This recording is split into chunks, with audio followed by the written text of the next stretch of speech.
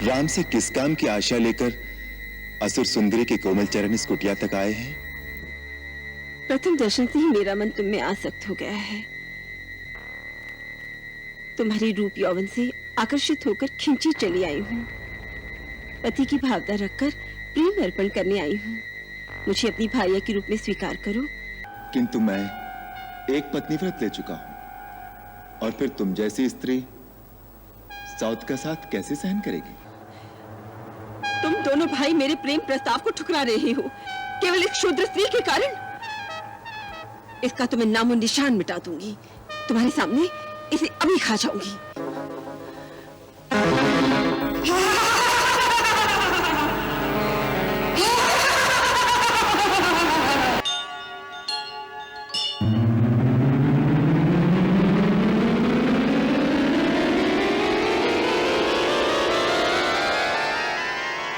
शूर्पणखा व्याकुल भई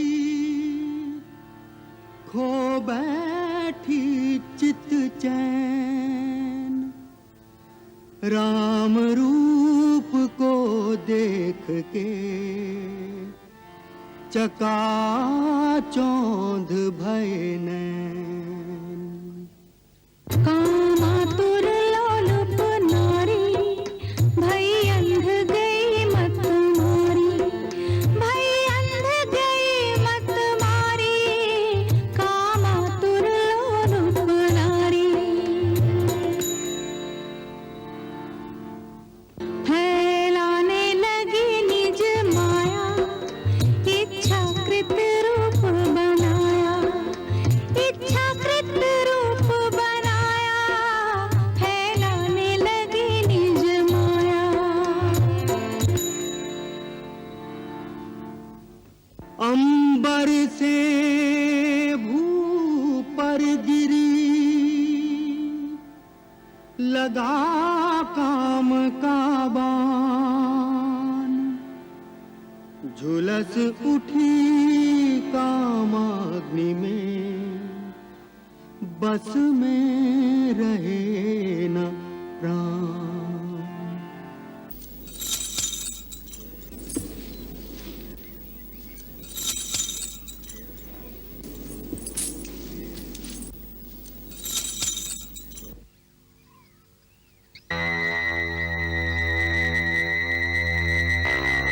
नमस्कार देवी, आपका परिचय? वैसे प्रकृति पुरुष के परिचय की क्या आवश्यकता? तुम पृथ्वी की परम तेजस्वी सुंदर पुरुष हो और मैं त्रिलोक सुंदरी नारी। हे त्रिलोक सुंदरी, मैं आपकी क्या सेवा कर सकता हूँ? मैंने तीनों लोक ही छान मारे हैं, परंतु अपने अनुरूप सुंदर, सचीला और वीर पुरुष आज ही देखा है। इस पृथ्वी पर न तुम जैसा कोई पुरुष है और न मुझ जैसी नारी। विधाता ने हम दोनों को एक दूसरे के लिए ही रचा है, इसलिए पति भाव रखकर मैं तुम्हारे पास आई हूँ। मैं इच्छा अनुसार रूप धारण करने वाली राक्षस कुल की राजकुमारी शूर्पणखा हूँ। मेरा नाम कामवल्ली भी है। राजकुमारी शूर्पणखा? हाँ, लंकेश्वर त्रिलोक विजय रावण का नाम तो तुमने सुना ही होगा। महर्षि पुलस्त्य के पौत्र, महात्मा विश्ववा के पुत्र, महाराज महाबली, विश्व विजयी तेजस्वी रावण मेरे भाई हैं। महाबली, कुंभकर्ण और विभीषण भी मेरे भाई हैं। इस विशाल जनस्थान पर जिनका पूर्ण अधिकार है, वो पराक्रमी योद्धा खर और दूषण भी मेरे भाई हैं। देवताओं का कोषाध्यक्ष कुबेर भी मेरा भाई है। प्रसन्नता हुई परिचय पाकर, परंतु तुम्हारा परिचय नहीं मिला। तपस्वी के वेश में जटा धारण किए और धनुष बाण से सुशोभित तुम साधु भी दिखते हो और योद्धा भी। वास्तव में तुम हो कौन? देवी, देवताओं के समान पराक्रम वाले और परम धर्मात्मा महाराज दशरथ का नाम तो सुना होगा। मैं उन्हीं अयोध्या नरेश दशरथ का पुत्र हूँ, राम। राम? राम से किस काम की आशा लेकर असुर सुंदरी के कोमल चरण इस कुटिया तक आए हैं? प्रथम दर्शन से ही मेरा मन तुम में आसक्त हो गया है। तुम्हारी रूप यौवन से आकर्षित होकर खिंची चली आई हूँ। पति की भावना रखकर प्रेम अर्पण करने आई हूँ। मुझे अपनी भार्या के रूप में स्वीकार करो। इस पृथ्वी पर तुम जैसा पुरुष नहीं और मुझ जैसी नारी नहीं। हमारा संजोग अजोड़ होगा। आदरणीय असुरबाला, हे भद्रे, क्या तुम मेरी परीक्षा लेने आई हो? नहीं सी पुरुष, मैं आत्मसमर्पण करने आई हूँ। तुम्हारी सुंदर सजीली रूप में मुझे अपने सपनों का कंत मिल गया है। मुझसे गंधर्व विवाह रचाओ।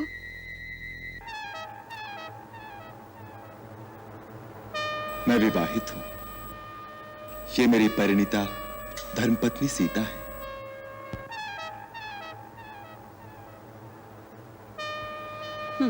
क्या रखा है इस सूखी सड़ी काठ की पुतली सी क्षुद्र मानस स्त्री में? इसे तो मैं अभी खा जाऊंगी।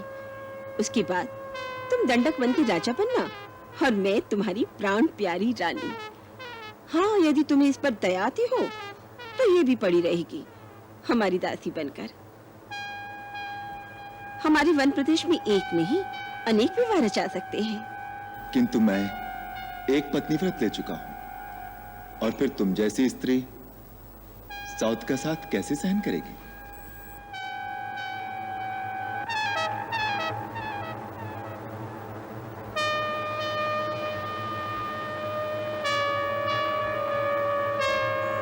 भाभी जी, मैं वन से आपकी रसोई के लिए सूखी सूखी लकड़ियां ले आया हूं।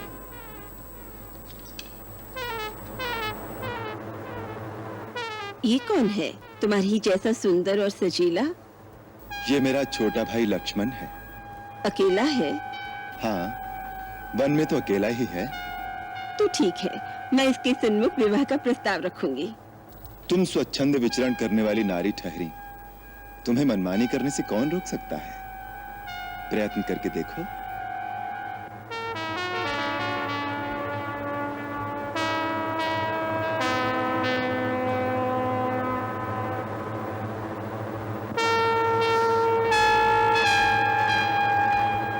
क्यों जी लक्ष्मण जी, अकेले हो?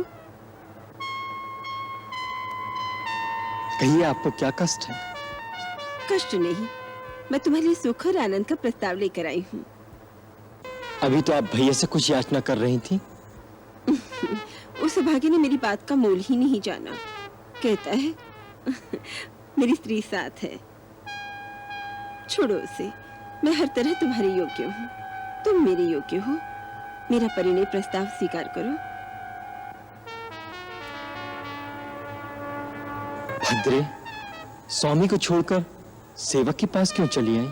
क्या तुम्हारी दृष्टि में स्वामी और सेवक में कोई अंतर नहीं? हे गजगामिनी, कहां तो तुम स्वामिनी बनने के सपने देख रही थी। मैं तो अपने बड़े भैया श्री रामचंद्र जी का दास हूं। मेरी संगनी बनकर भैया भाभी की सेवकाई करते करते थक जाओगी। रानी बनते बनते दासी क्यों बनना चाहती हो? जाओ, वहीं जाकर अपनी मनोकामना की याचना करो। मैं यहाँ याचना करने नहीं आई। तुम दोनों भाई मेरे प्रेम प्रस्ताव को ठुकरा रहे हो केवल एक शूद्र स्त्री के कारण। इसका तो मैं नामो निशान मिटा दूंगी। तुम्हारे सामने इसे अभी खा जाऊंगी।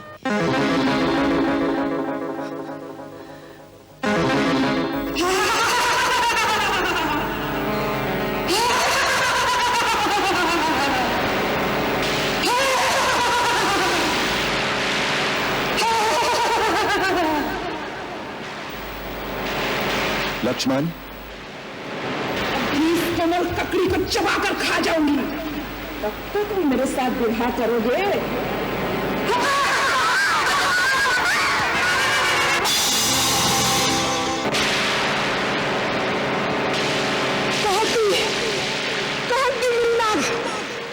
यदि दंडकारिणी में तुम दोनों की चिता न जला दी तो मेरा नाम सुपनखा नहीं, मैं रावण की बहन नहीं, खरदूषण मेरे भाई नहीं।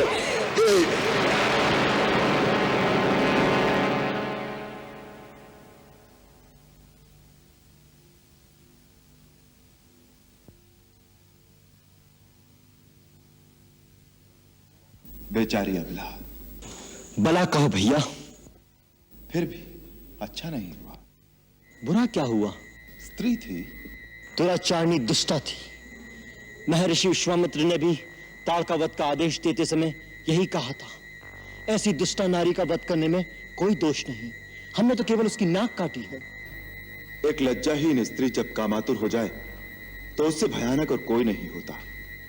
वो तिरस्कृत होकर अपना और दूसरों का सर्वनाश कर सकती है।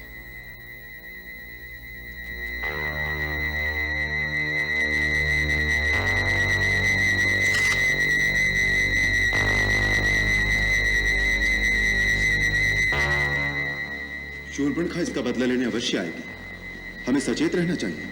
हाँ भैया।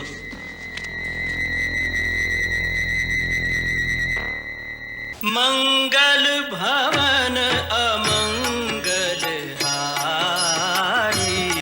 दुहाई है, राजा घर की दुहाई है। तुम्हारे राज्य में एक अबला के साथ अत्याचार किया गया है। ये क्या? ऐसा घोर कर्म, ऐसा अत्याचार किसने किया है? इस दंडक वन में किसका साहस है कि हमारी बहन का अपमान करे? वो जो भी है, देवी आसुर, उसने तुम पर हाथ उठाकर अपनी मृत्यु को ललकारा है। उस अभागे का नाम बताओ बहन। राम और लक्ष्मण। राम और लक्ष्मण? हाँ, राम और लक्ष्मण दोनों भाई अयोध्या के राजा दशरथ के पुत्र हैं, जो मुनि वेश धारे एक सुंदर स्त्री के साथ गोदावरी नदी के किनारे बसने आए हैं, जिन्होंने मुझे अकेली देखकर मेरे साथ ये दुर्व्यवहार किया है। यदि तुम मेरे सच्चे भाई हो तो मेरे अपमान का उनसे बदला लो। मेरे इस घाव को उन दोनों के रक्त से धोया जाए, तभी मेरे मन को शांति मिलेगी। दो मानव कुमारों का यह साहस, धरती पर रेंगने वाले मनुष्य होकर एक राक्षस कन्या पर हाथ उठाने की धृष्टता। महाबट दूषण, दंडकारण्य का गुप्त समाचार रखने वाले और वीर अकंपन, वो कौन है जिन्हें महाबली वीर घर का डर नहीं? राजन, हो न हो ये वही अयोध्या के दो राजकुमार होंगे जो देश निकाला पाकर वनों में दर दर भटकते फिर रहे हैं। दंडकारण्य के भीतरी भागों से यदा कदा समाचार आते रहे हैं कि दो क्षत्रिय कुमार तपोवन के ऋषियों की रक्षा कर रहे हैं। जो राक्षस उधर आता है वो उसे मार डालते हैं। सुना है उनके कारण राक्षसों ने तपोवन में ऋषियों का शिकार करना छोड़ दिया है। हमें पहले सूचना क्यों नहीं दी गई? ये सब कुछ हमारे राक्षस राज्य की सीमा के बाहर हो रहा था, इसलिए हमने आर्य ऋषियों की सीमा में जाना उचित नहीं समझा। सुना है बड़े अद्भुत वीर हैं दोनों। कुछ वर्ष पहले विराट राक्षस का जो वध हुआ था वो उन्होंने ही किया था। महाबली विराट को मार डाला? बड़े आश्चर्य की बात है। इसीलिए उनकी उद्दंडता बढ़ गई और वो जनास्थान की सीमा पर आकर बस गए। अर्थात हमें चुनौती दे रहे हैं, इसीलिए उन्होंने हमारी बहन का अपमान किया है। उन्हें हमारा भी भय नहीं? नहीं भैया, मैंने कितना कहा कि मैं राजा खर की बहन हूँ, लेकिन उन्होंने मेरी एक नहीं सुनी और आप तो परिहास किया भैया। परंतु तुम वहां करने क्या गई थी? मैंने देखा उनके साथ जो स्त्री थी वो अति सुंदर थी। तीनों लोकों में ऐसी सुंदर स्त्री और नहीं होगी। मैंने सोचा कि बड़े भाई महाराजा रावण के लिए इससे अच्छा उपहार और क्या होगा, परंतु वो दोनों भेड़ियों की तरह मुझ पर भड़क उठे। ये उनकी अंतिम भड़ास थी बहन। हम आज उन्हें यमलोक पहुंचाएंगे। दूषण, हमारा रथ मंगवाओ, हम अभी जाएंगे। महाराज, केवल दो मनुष्यों को मारने के लिए आप स्वयं जाएंगे? तो ऐसा लगेगा जैसे कोई हाथी एक चूंटी मारने जा रहा है। मैं आज ही अपने 14 राक्षसों को भेजकर उन्हें मारकर आपके दरबार में उपस्थित करता हूं। अच्छी बात है कालभट्ट, अपने उन 14 सैनिकों से कहो कि वो पंचवटी की उस कुटिया का तिनका बिखेर दें। उन दोनों को जीवित या मृत किसी भी अवस्था में लाकर शूर्पणखा बहन के चरणों में डाल दें और उनकी सुंदर स्त्री को हमारे सामने उपस्थित करें। शूर्पणखा, तुम जाकर इन सब को पता बताओ। जाओ जाओ।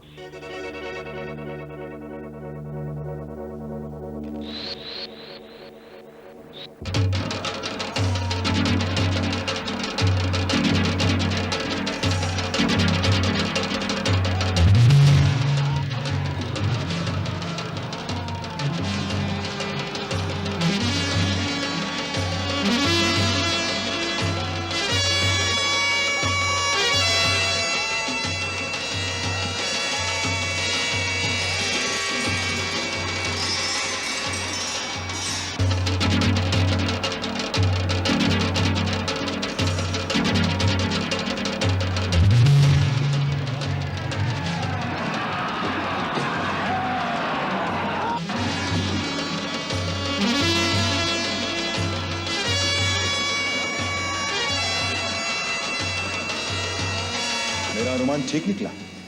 वो आ गए।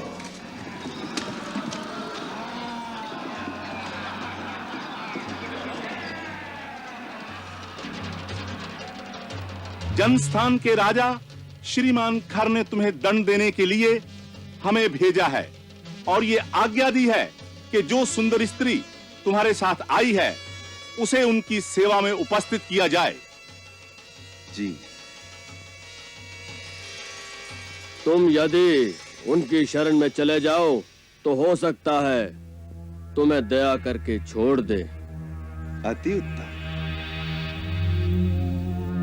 14 राक्षस बाण एक मारन हारा एक, देख राम को खलन के गए बल बुद्धि विवेक।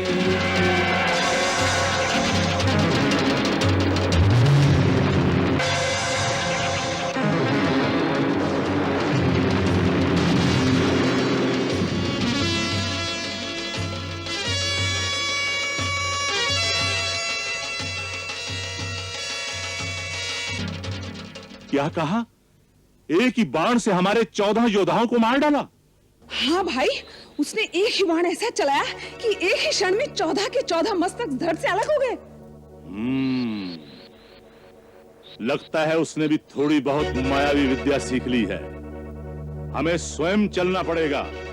दूषण, अपने चुने हुए सैनिकों को तैयार करो, हम स्वयं चलेंगे।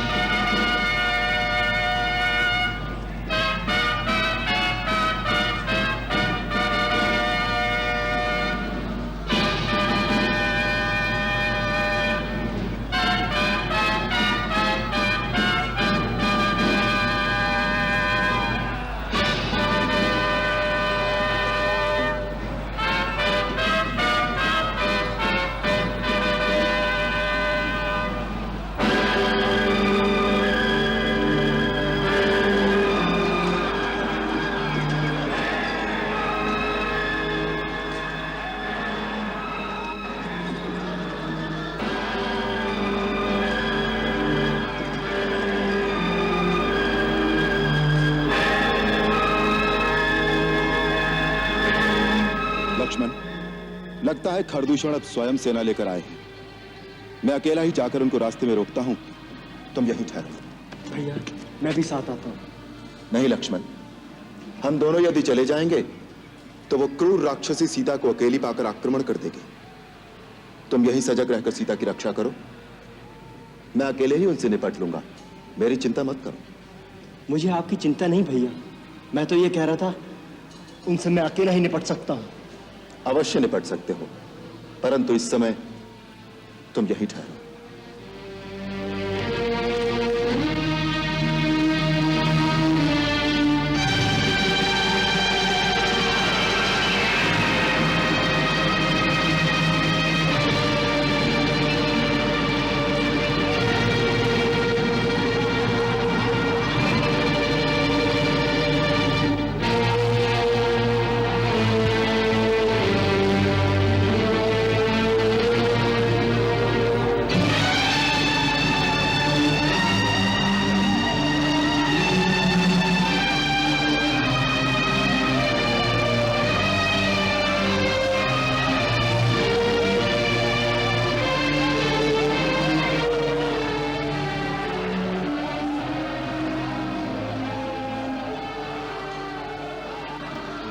दंड मानव, तुम एक तुच्छ मनुष्य होकर हमारे राज्य की सीमा पर उत्पात मचा रहे हो।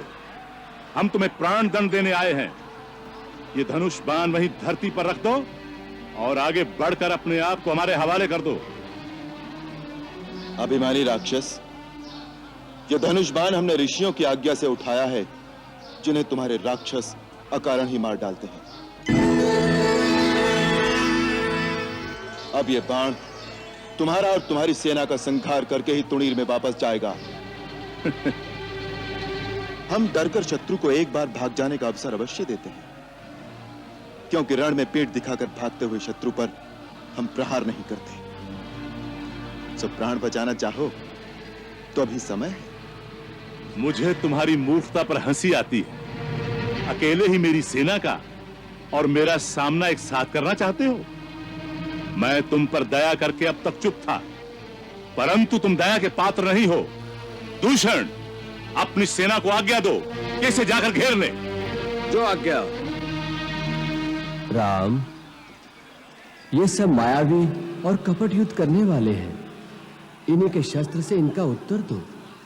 तुम्हारे पास ऋषि विश्वामित्र का दिया हुआ मोहिनी अस्त्र है। इस समय उसका प्रयोग करो, जिससे वे स्वयं उसकी माया से भ्रमित हो जाएं और आपस में लड़ मरे। जो आज्ञा। राम के मानस आए अगस्त ने मोहनी अस्त्र को ध्यान करायो। मोहनी अस्त्र को ध्यान करायो। खरदूषण की सेना पे तब राम ने मोहनी अस्त्र चलायो। राम ने मोहनी अस्त्र चलायो। राम ही राम भय चहुँ ओर, राम ही राम भय चहुँ ओर। जो देखो सो राम को मारन धायो। मरन लगे लड़ शत्रु परस्पर, कोई न राम के सन्मुख आयो। कोई न राम के सन्मुख आयो। कोई न राम के सन्मुख। अरे मूर्खों, ये क्या कर रहे हो? आपस में क्यों लड़ रहे हो? दूषण, ये क्या हो रहा है? भैया, हमारे योद्धा पागल हो गए हैं, आपस में ही लड़ मर रहे हैं।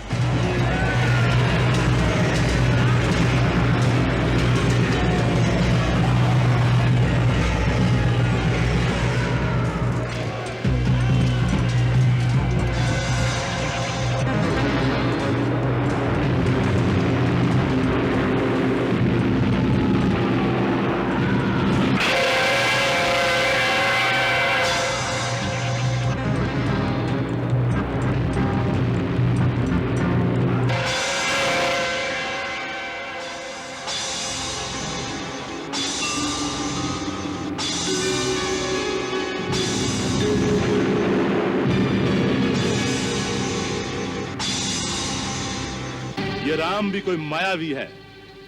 इसने मोहनी अस्त्र का प्रयोग करके हमारी सेना को भ्रम में डाल दिया है। अच्छा, तो मैं पहले इसकी माया को ही समाप्त कर देता हूँ। ये ले।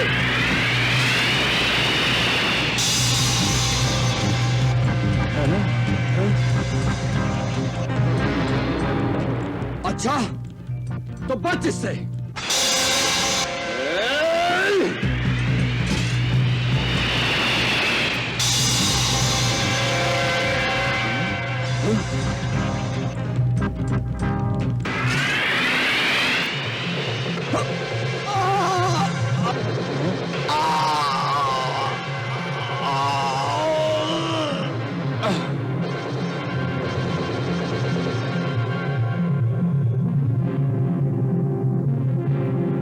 धूर्त, दूषण को मारकर तूने अपनी मृत्यु को पुकारा है।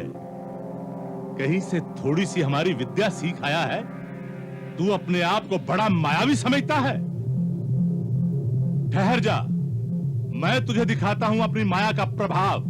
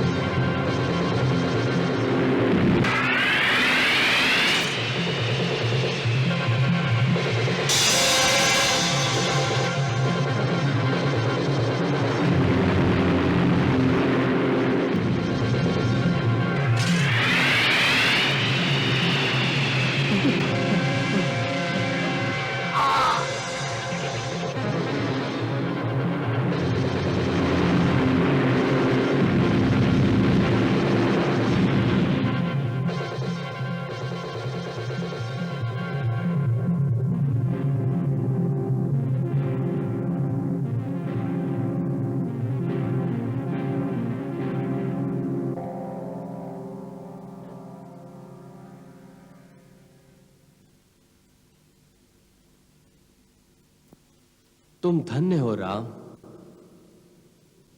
महाबली खर और दूषण को इस संसार में तुम्हारे अतिरिक्त कोई नहीं मार सकता था। तुम्हारी सदा जय हो।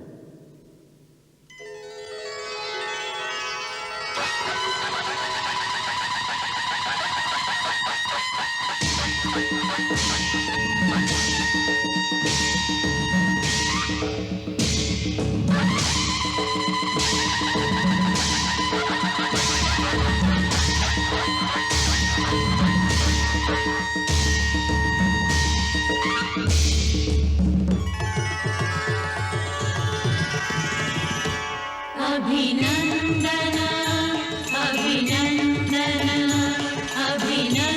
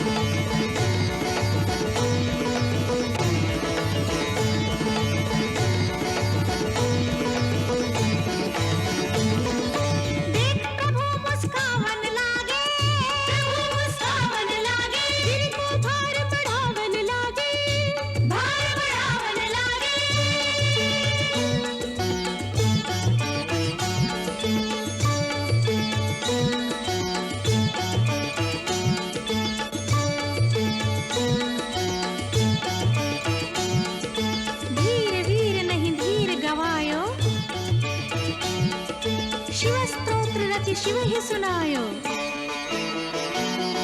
जटाटवी गलज्जल प्रवाह पावितस्थले गलेव लम्ब्य लम्बितां भुजंग तुंग मालिकाम्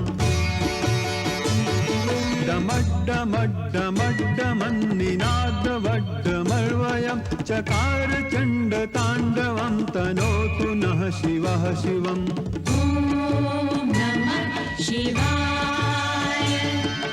ॐ नमः शिवाय। जटाकटाह सम्भ्रम भ्रमन्निलिम्प निर्झरि विलोल वीचि वल्लरी विराजमान मूर्धनि धगद्धगद्धगज्जललाट पट्ट पावके किशोर चन्द्रशेखरे रतिः प्रतिक्षणं मम। ॐ नमः शिवाय। ॐ नमः शिवाय। अखर्व सर्व मंगला कला कदम्ब मंजरी रस प्रवाह माधुरी विजृंभणा मधुव्रतम् स्मरान्तकं पुरान्तकं भवान्तकं मखान्तकं गजान्तकान्धकान्तकं तमन्तकान्तकं भजे। ॐ नमः शिवाय। ॐ नमः शिवाय। धीर वीर नहीं धीर गवायो। शिव स्तोत्र रचि शिव ही सुनायो। शिव सावन वांछित फल पायो तुम्हारी जय। जय बोले त्रिभुवन तुम्हारी जय। जय बोले त्रिभुवन लंकेश्वर राजेश्वर हे दशानन हे दशानन। लंकेश्वर राजेश्वर हे दशानन हे दशानन।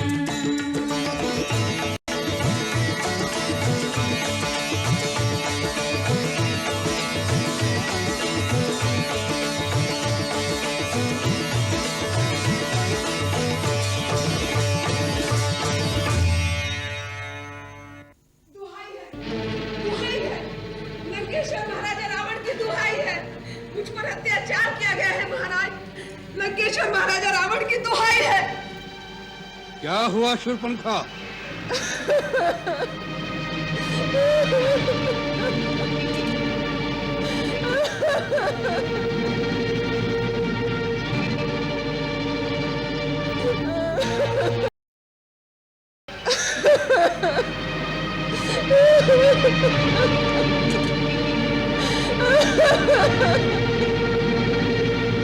ये कैसी गति बना रखी है?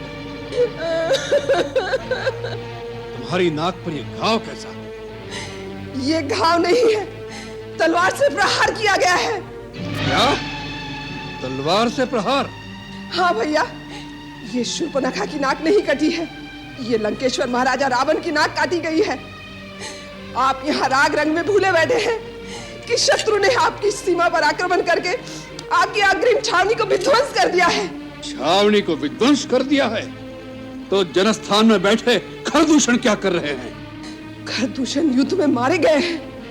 उनको मारना तो काल के लिए भी असंभव था। किसने किया यह दुस्साहस? एक मानव ने। एक मानव ने? असंभव। खर और दूषण दोनों शक्ति, बल और पराक्रम में हमसे किसी प्रकार कम नहीं है। एक मानव ने उन्हें मार डाला, इस बात पर हम विश्वास नहीं करते। अकंपन, तुम चुप क्यों हो? शूर्पणखा कहती है, क्या ये सत्य है? हाँ, ये सत्य है महाराज। इसका अर्थ है कि यह सब देवताओं का षड्यंत्र है। एक मानव की आड़ लेकर उन्होंने हमारी सीमा पर आक्रमण किया है। कौन कौन देवता थे उनके साथ? इंद्र अवश्य आया होगा। बताओ, कौन कौन देवता उनकी सहायता करने आए थे? पिताश्री, इन देवताओं की ताड़ना किए बहुत दिन हो गए हैं। वो त्रिलोक विजय लंकेश्वर की शक्ति भूल गए। क्या इंद्र भूल गए कि मेघनाथ का नाम इंद्रजीत क्यों है? आज्ञा दीजिए पिताजी, इन सभी देवताओं को बांधकर इसी सभा में उपस्थित कर दूं। उन्हें षड्यंत्र रचने का उचित दंड दिया जाए। नहीं युवराज इंद्रजीत, उस मानव के साथ कोई देवता नहीं थे। कोई देवता नहीं थे? तो फिर कौन सी शक्ति थी उनके साथ? वो अकेला था। अकेला था? वो मानव है या भगवान? स्वयं भगवान विष्णु के लिए भी अकेले ऐसा साहस करना कठिन हो सकता है। हाँ भैया, वो है तो मानव ही, लेकिन कोई अलौकिक मानव दिखता है। उसका छोटा भाई भी साथ है। दोनों के रूप में ऐसी मोहनी है कि एक बार देख लो तो दृष्टि हटाने को जी नहीं चाहता। उनके साथ एक स्त्री भी है जिसके रूप को एक बार देख लो तो कामदेव भी मोहित हो जाए। कोई देवांगना, अप्सरा, गंधर्व, किन्नर अथवा नाग कन्या भी उसकी सुंदरता को जीत नहीं सकती। शूर्पणखा, तुम मुझे इस समय उनके और उनकी स्त्री के रूप की मोहिनी की अनर्गल बातें न सुनाओ। मुझे उस मानव की शक्ति और बल पर विचार करने दो। मुझे सोचने दो कि किस कारण उसने रावण की शक्ति को ललकारने का साहस किया है। इसके पीछे क्या भेद है? वही तो मैं कह रही हूँ। उसका भेद केवल इतना ही है कि जब मैंने उस स्त्री को देखा तो मैंने सोचा जिस प्रकार संसार की हर उत्तम वस्तु महाराजा रावण के पास है, उसी प्रकार इस नारी को भी लंकेश्वर के राजमहल की शोभा होना चाहिए। यह सोचकर ही मैं उस नारी को आपके लिए उठाने गई कि दोनों भाइयों ने मुझ पर आक्रमण करके मेरी ये दुर्दशा कर दी। जब मैंने कहा कि मैं लंकापति रावण की बहन हूँ, मेरी हंसी उड़ाई गई। उतना ही नहीं, मेरे नाक को काटकर आपको चुनौती भेजी है और कहा है कि जाकर अपने भाई से कह दो कि अपनी वीरता पर इतना अभिमान है तो स्वयं आकर ले जाए सुंदरी को, नहीं तो अपनी नकटी बहन के आंचल में मुंह छुपाकर लंका से भी भाग जाए। बस करो शूर्पणखा। क्षमा करें महाराज, मेरा हृदय अपमान की ज्वाला से धड़क रहा है। उन्होंने आपकी बहन के नाक काटकर असुरों को एक तरह से चुनौती भेजी है, आपकी वीरता को ललकारा है। अगर आप में आत्मसम्मान की भावना है तो आज ही उस स्त्री को छीनकर उनसे ले आइए और उन दोनों मानवों को मेरे हवाले कर दीजिए ताकि मैं उन दोनों को अपनी इच्छा अनुसार दंड दूं। तभी मेरे इस अपमान का बदला पूरा होगा। हम तुम्हारे अपमान और अपने भाइयों की मृत्यु का बदला लेना हमारा प्रथम कर्तव्य समझते हैं, अन्यथा संसार के लोग हमारी हंसी उड़ाएंगे। अकंपन, कौन है वो मानव जिन्होंने अपनी मृत्यु का आवाहन किया है, हमारे भयंकर जनस्थान का विनाश किया है? हमारा अपराध करके इंद्र, कुबेर, यम और स्वयं विष्णु भी चैन से नहीं रह सकते।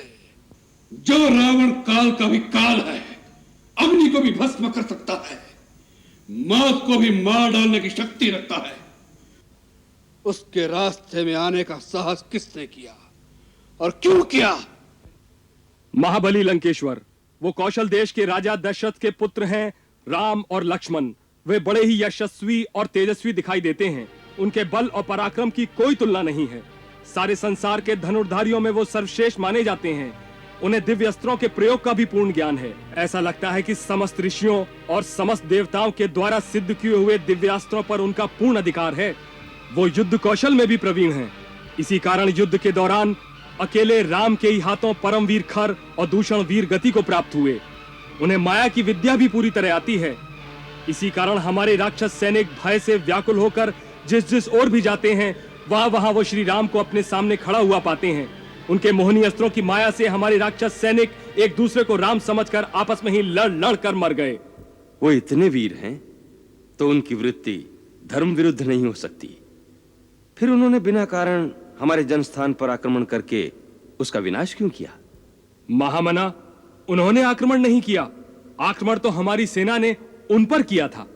हमारी सेना ने उन पर आक्रमण किया और हार गए, इसमें उनका कोई दोष नहीं।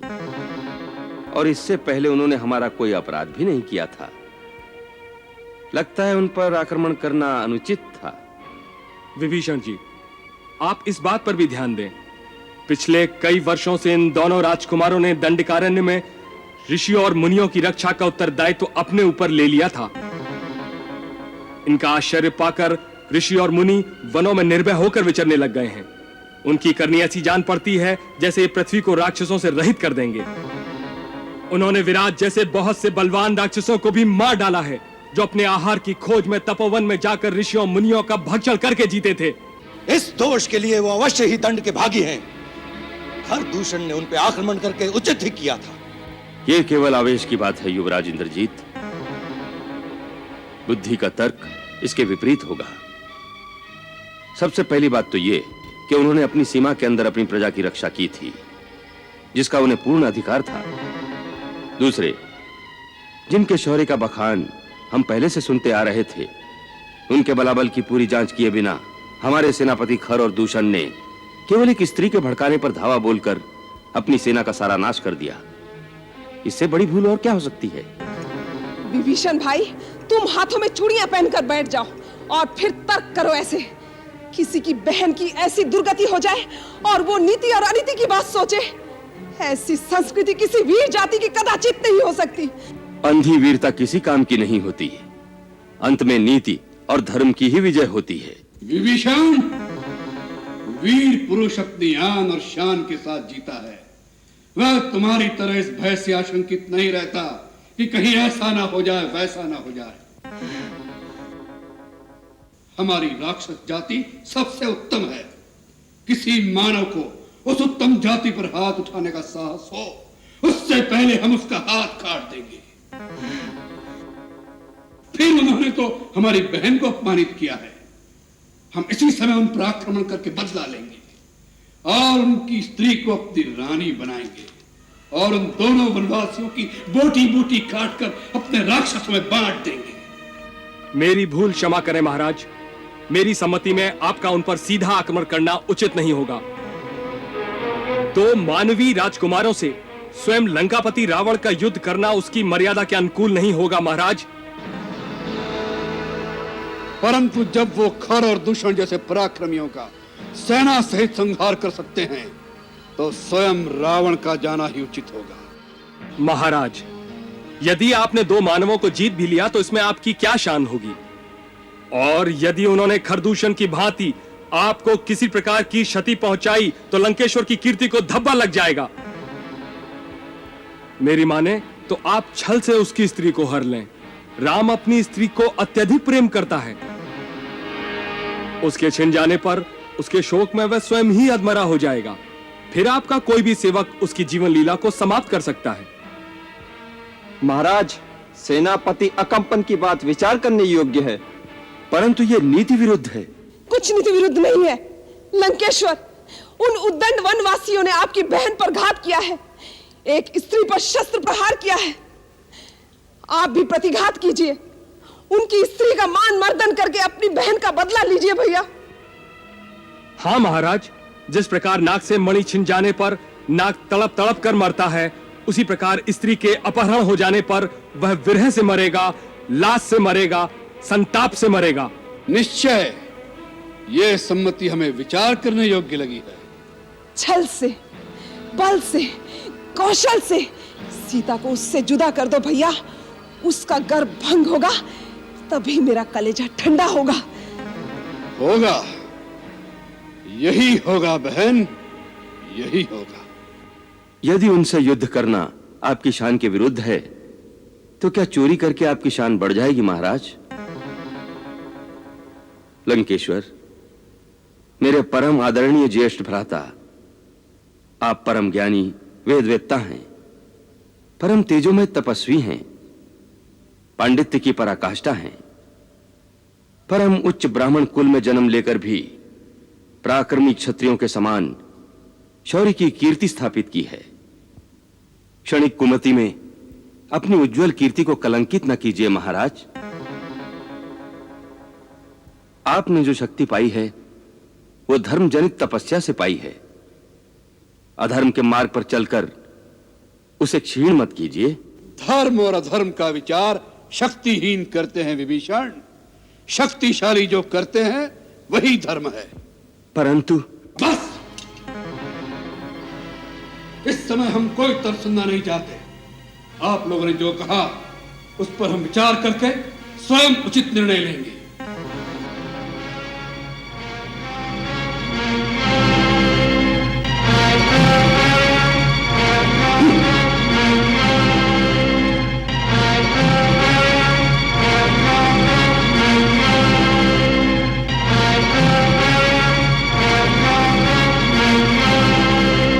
एक स्त्री सारी रात पर पुरुष के घर रही है, फिर उसे क्या अधिकार है अपने पति के घर में आने का? परंतु किसी व्यवस्था के कारण वहां रहना पड़ा हो तो? काहे की व्यवस्था भैया? कल को तो तुम यह भी कहोगे कि व्यवस्थावश हमने किसी का वध कर दिया है। परंतु उसका दोष प्रमाणित तो नहीं हुआ। जब तक दोष का प्रमाण न हो, दंड देना न्याय नहीं है। अरे तुम नगर वालों की नाड़ियों में तो पुरुषत्व का लहू ही नहीं रहा है। सभ्यता का नाम लेकर तुम लोग क्या नपुंसकों जैसी बातें कर रहे हो? अरे भाई, एक स्त्री सारी रात पर पुरुष के घर रही है, फिर उसे क्या अधिकार है अपने पति के घर में आने का? परंतु किसी व्यवस्था के कारण वहां रहना पड़ा हो तो? काहे की व्यवस्था भैया? कल को तो तुम यह भी कहोगे कि व्यवस्थावश हमने किसी का वध कर दिया है। परंतु उसका दोष प्रमाणित तो नहीं हुआ। जब तक दोष का प्रमाण न हो, दंड देना न्याय नहीं है। तुम नगर वालों की यही दुर्बलता है। हर बात में न्याय और अन्याय की दुहाई दोगे, हर दोष का प्रमाण मांगोगे। अरे भैया, भगवान ने प्राणी को बुद्धि काहे को दी है? उसका प्रयोग करने के लिए ही ना। तो साधारण बुद्धि का प्रश्न यह है कि जिसके साथ रात बिताकर आई हो, जाओ उसी के पास।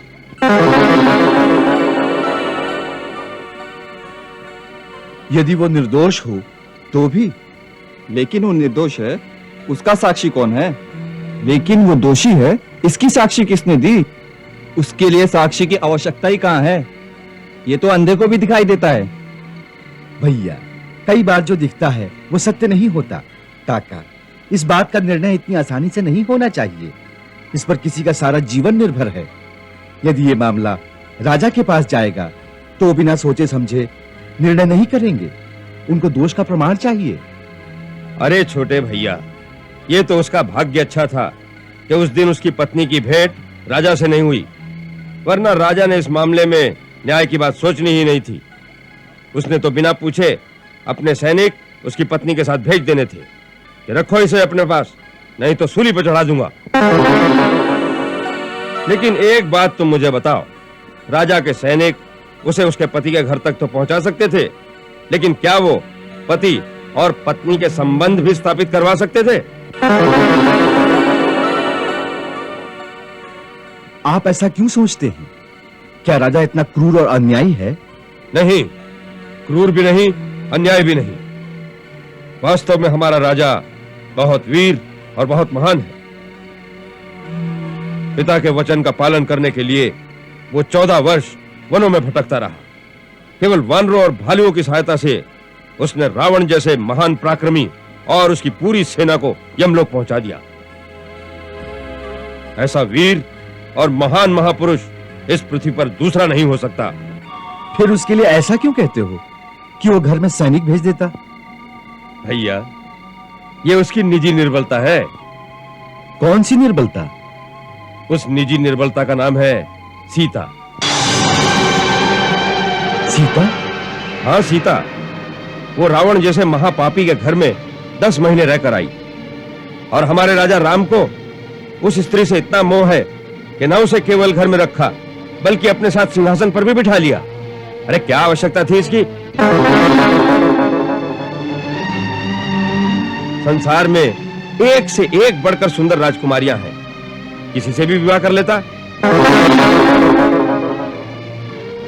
परंतु भैया, जब कोई पुरुष किसी स्त्री के मोहजाल में फंसता है ना, तो उसकी यही दशा होती है। वो अपनी आंखों से देखकर भी विष पी लेता है।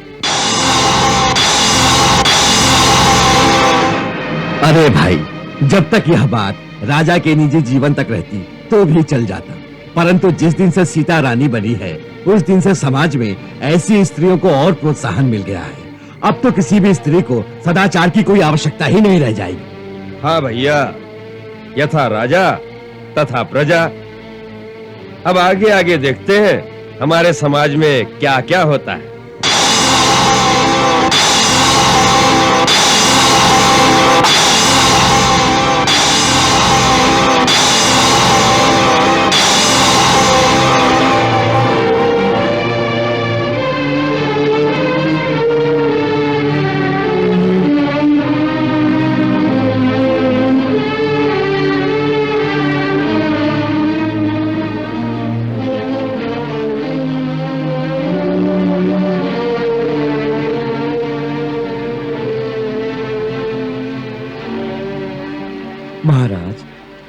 इसीलिए मैं कह रहा था कि उन लोगों की बातें मत सुनिए। वो ये नहीं जानते कि वो क्या कह रहे हैं। हमारे बारे में ऐसी बातें केवल इसी गांव में होती हैं या राज्य के दूसरे नगरों में भी? मूर्ख तो सभी स्थानों पर होते हैं। आर्य सुनागत, केवल इस प्रश्न का उत्तर दो, क्या अयोध्या आदि नगरों में भी इसी प्रकार की बातें होती हैं? महाराज, सारी प्रजा आपकी वीरता और आपके आदर्शों की बड़ी प्रशंसा करती है। देवी सीता के बारे में क्या उनके बारे में भी प्रजा में इसी प्रकार की बातें होती हैं?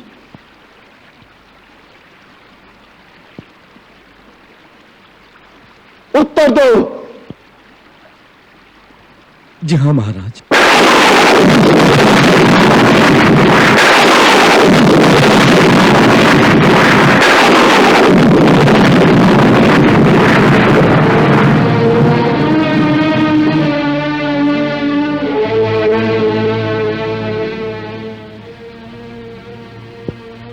हम नगर में भी जाकर सुनना चाहते हैं।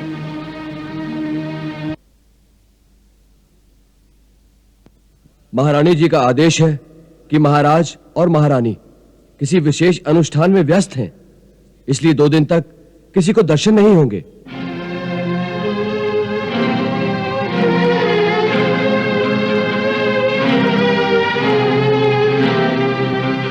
हमारे राजा ने जो भी किया अच्छा नहीं किया। क्या किया राजा राम ने? अरे कुछ तो सोचा होता। सबसे बड़ा भय ये है कि अब धीरे धीरे समाज में दुराचार की प्रथा फैल जाएगी और राजा के गृहस्थ जीवन का प्रभाव तो सारे समाज पर पड़ेगा ही।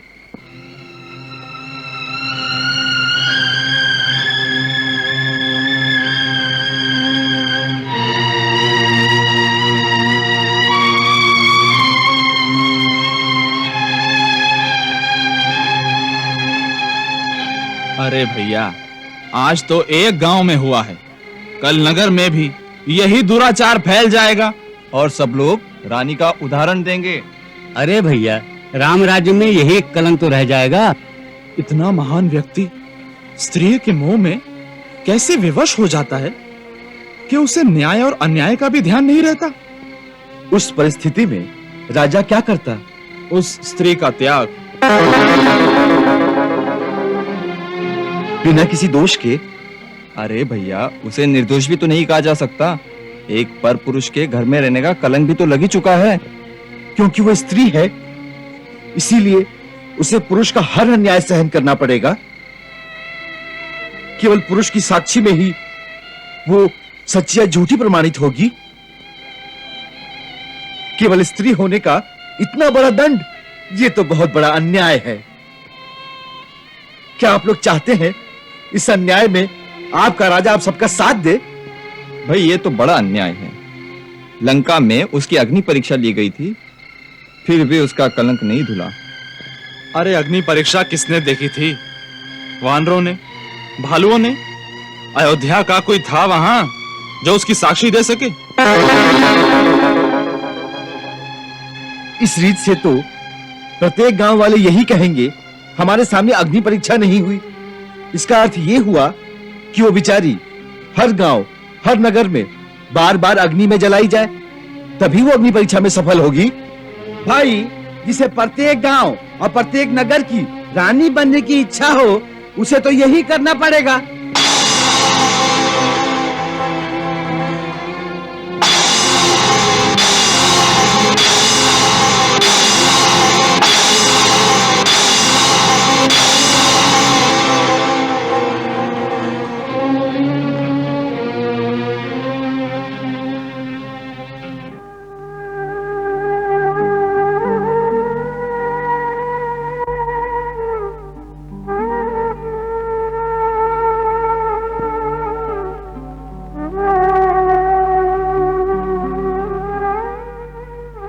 प्रभु,